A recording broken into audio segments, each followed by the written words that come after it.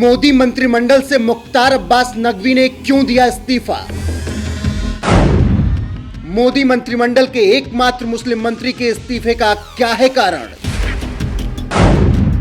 क्या बड़ी जिम्मेदारी संभालने जा रहे हैं मुख्तार अब्बास नकवी? क्या देश के अगले उपराष्ट्रपति बनेंगे मुख्तार अब्बास नकवी?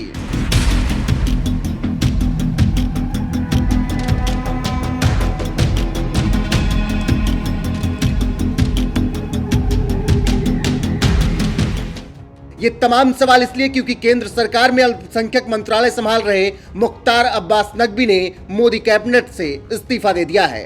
बता दें कि नकवी का राज्यसभा का कार्यकाल खत्म हो चुका है। उन्होंने कैबिनेट मीटिंग के बाद अपना इस्तीफा दिया है।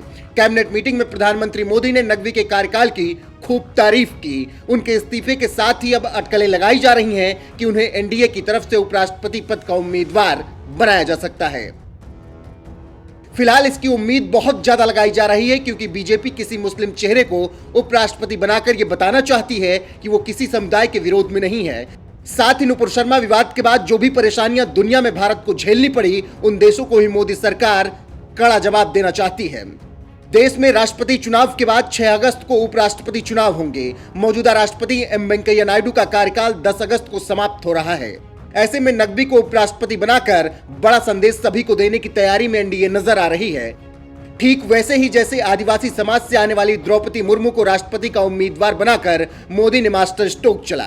गौरतलब है कि एनडीए की तरफ से पहले कैप्टन अमरिंदर सिंह, शिवराज सिंह चौहान और मुख्तार अब्बास नकवी के नाम पर चर्चा हो रही थी, लेकिन अब नकवी के अचानक इस्तीफे के बाद से कयास लगाए जा रहे हैं कि वो उपराष्ट्रपति बनाए जा सकते हैं। देखना होगा कि आगे क्या कुछ होता है, लेकिन उससे पहले मुख्तार अब्बास नकवी के बारे में जान लेते हैं। कौन है मुख्तार अब्बास नकवी? मुख्तार अब्बास नकवी का जन्म तत्कालीन इलाहाबाद में हुआ। उन्होंने अपनी शिक्षा इलाहाबाद यूनिवर्सिटी से पूरी की। एक कार्यकर्ता के तौर पर पार्टी से जुड़े।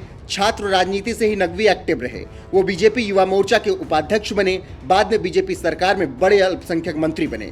मुख्तार अब्बास नकवी पहली बार अटल बिहारी वाजपेयी सरकार में केंद्रीय सूचना और प्रसारण राज्य मंत्री बनाए गए। 1998 में रामपुर से लोकसभा का चुनाव लड़ा और जीत दर्ज की। ये पहली बार था जब बीजेपी का कोई मुस्लिम उम्मीदवार चुनकर संसद पहुंचा था। मुख्तार अब्बास नकवी 2002, 2010 और 2016 में बीजेपी से राज्यसभा भी जा चुके हैं। वहीं केंद्र में जब मोदी सरकार आई तब भी नकवी को खूब सम्मान मिला। मोदी सरकार के पहले कार्यकाल में नकवी को केंद्रीय मंत्री बनाया गया और अल्पसंख्यक मंत्रालय की जिम्मेदारी सौंपी गई। इसके बाद मोदी सरकार के दूसरे कार्यकाल में भी वो अल्पसंख्यक मंत्री रहे। यहाँ तक कि मंत्रिमंडल विस्तार में भी उन्हें वरीयता दी गई और उनका मंत्रालय नहीं बदला गया। अब उन्होंने अपने पद से इस्तीफा दिया है। उपराष्ट्रपति बनने की उम्मीद जताई जा रही है।